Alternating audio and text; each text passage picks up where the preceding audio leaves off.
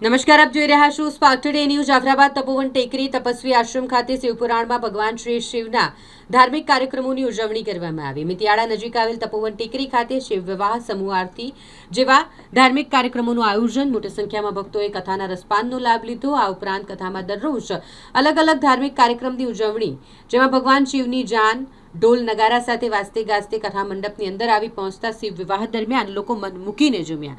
તેમાં પણ ખાસ કરીને કથાના વક્તા નીલકંઠભાઈ વડિયા દ્વારા કથાનું રસપાન કરવામાં આવી રહ્યું હોય ત્યારે મોટી સંખ્યામાં લોકો ઉપસ્થિત રહે છે અને કથાનું રસપાન પણ કર્યું હતું. જાફરાબાદ વાસીઓનું આસ્થાનું કેન્દ્ર એટલે તપોવન ટેકરી પરમ પૂજ્ય તપસ્વી બાપુની પ્રેરણાથી ચાલતા આશ્રમ ખાતે દર વર્ષે અનેક કાર્યક્રમો થાય છે અને દરેક કાર્યક્રમમાં લોકો મોટી સંખ્યામાં હાજર રહે છે.